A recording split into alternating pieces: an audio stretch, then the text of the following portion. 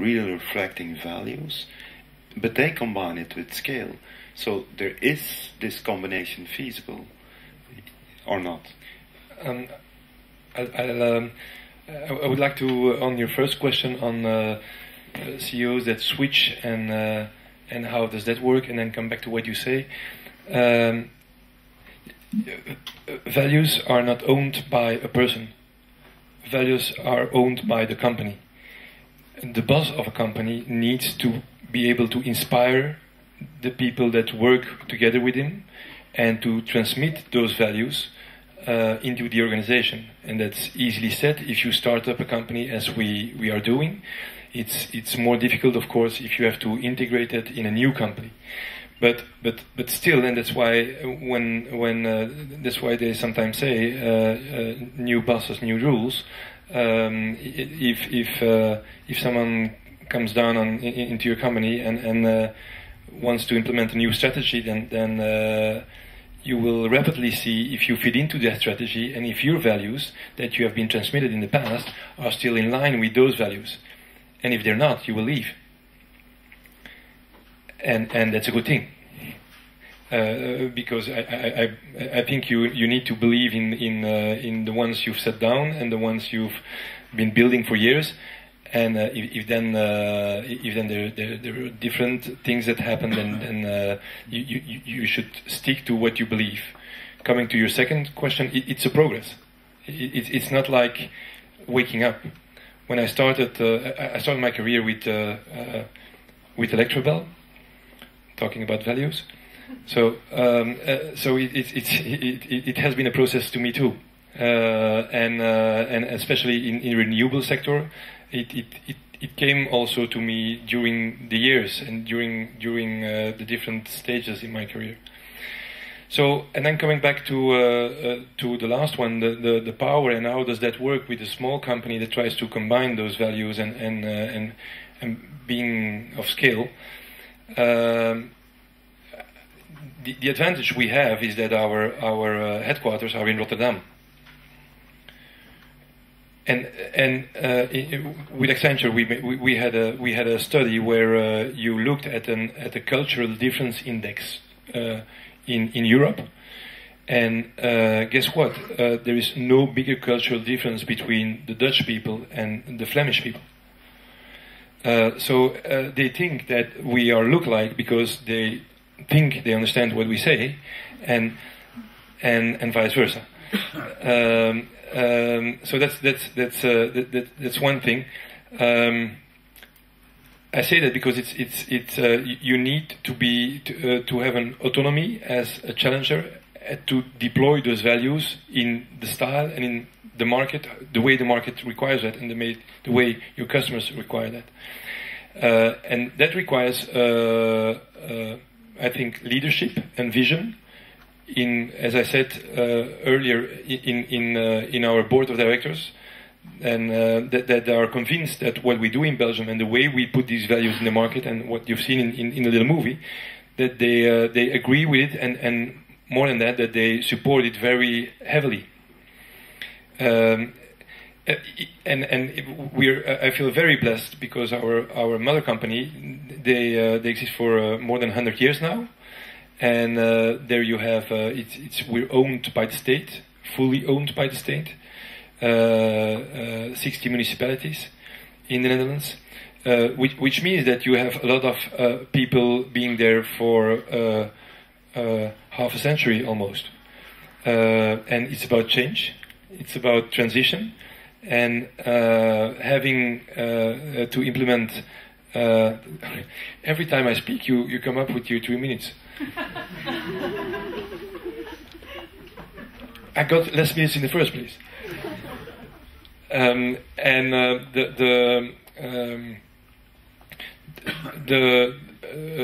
the room that is left to the Belgian entity to deploy that, and the support we have there is tremendously important. And that's the way I am able to manage scale and to manage entrepreneurship. If I reflect to my Dutch colleagues, they need to do it differently, and they try to keep entrepreneurship, social entrepreneurship, not to include it in the company. to leave it aside of the company, to not to kill it.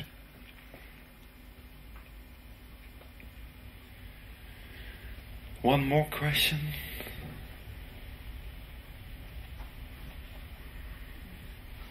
No? Fried, then we are on schedule. We go for the coffee break. Thank you very much.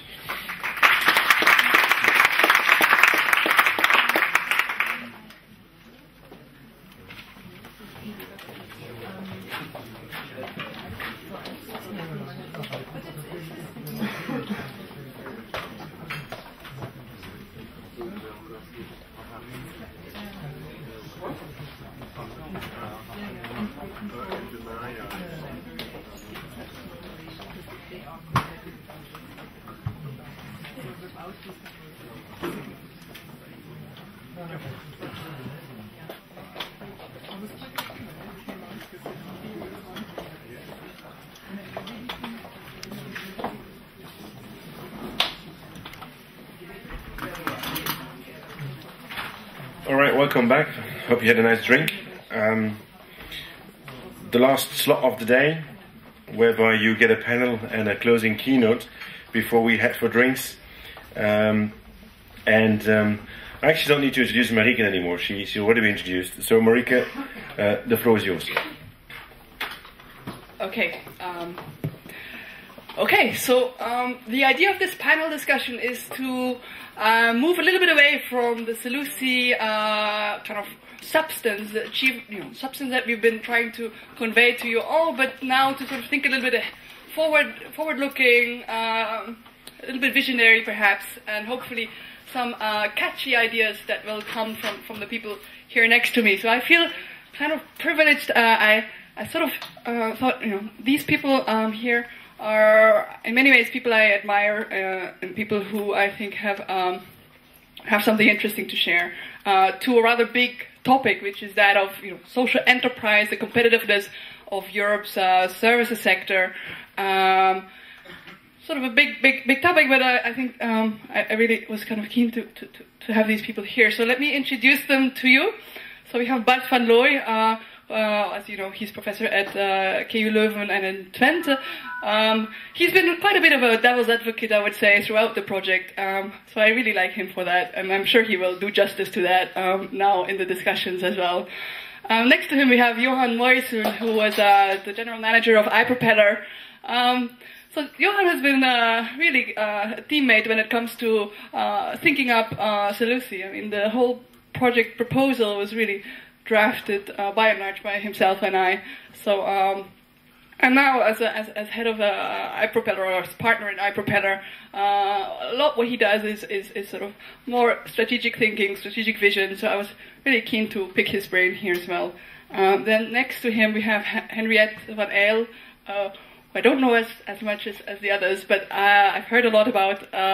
She's active in DG Enterprise and Innovation and Industry, and she coordinates and implements some of the activities of the Lead Market Initiative, and is also contributing to much of the development on the future innovation policy in Europe. She has a background. I was fascinated. So she has also a DPhil in molecular biology. So very nice. I like this sort of very untraditional academic background, and also a very interesting career here in Brussels. And then next to me I have my boss at LSE, but more importantly, he's the head of the Department of Management, and he has been incredibly supportive with this project. I think for him was also quite new. He's very multifaceted, has a lot of background research, has done a lot of research in the area of entrepreneurship, female entrepreneurship, institutional change, things like that, but not really, not so much in the domain of social entrepreneurship. So I think it has been an adventure for him as well to know more and to really engage in this topic.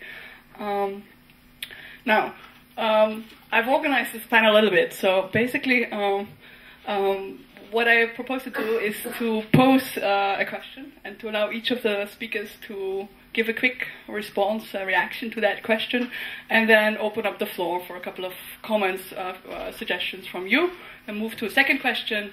Again, same thing. Have 3 questions prepared. Okay? So here we go. The first question is the following. So far with SELUSI, we've been focusing a lot on this idea of social enterprise as a lead user, perhaps as a lead innovator for services innovation.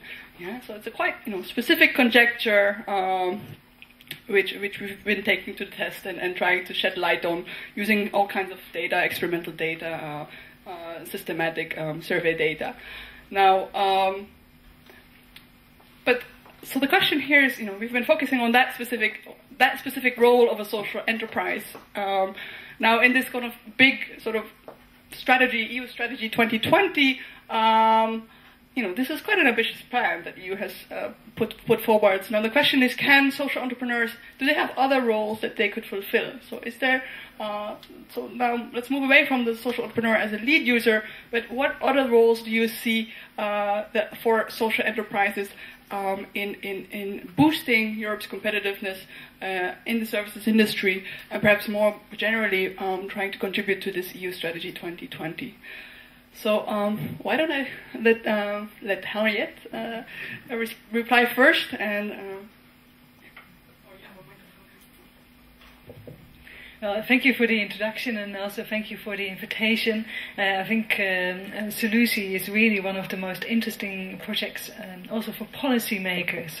For us, it's very important to figure out what is going on in the market and what is going on with entrepreneurs and by entrepreneurs. Now, we have a number of flagship, actually a fleet of 7 flagships, and social entrepreneurs would originally have been classified as people that do something with social. And since last year, I see that many other different kinds of policy sectors are valuing what social entrepreneurs are doing. My own DG Enterprise, we are seeing that social entrepreneurs are growing faster, are bringing more new products to the market. This morning there was the presentation of the OECD report on science, technology and innovation, and I also see that your markets are growing faster, the markets that you target grow faster. And actually the success indicator of the Innovation Union is about and I do the exact definition, is measuring the share of fast-growing companies in the economy.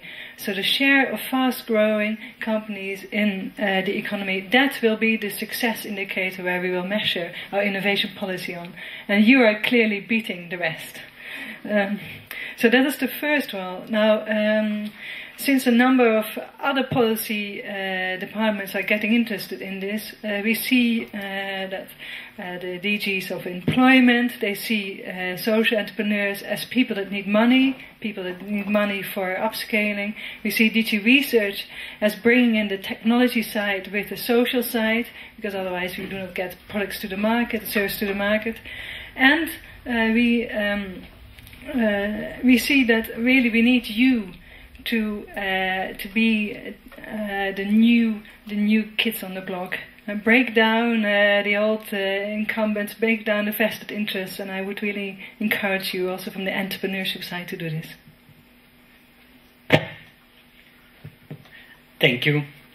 I would like to answer the question through the experience of iPropeller. We exist 3 years, and I had the opportunity to go every week to companies to explain what we are doing, social business innovation fueled by social entrepreneurs. And through that I had 120 meetings with companies, and what you can see, there are 3 big groups you can identify. It's one, companies who really see that these societal challenges are opportunities and want to learn from social entrepreneurs as radical innovators. And moreover, will ask us how social entrepreneurs can be a change engine in the company, and really focusing on how they can change minds in the company to see these societal challenges not as challenges but as opportunities. A second group is companies that are facing globalization, and I like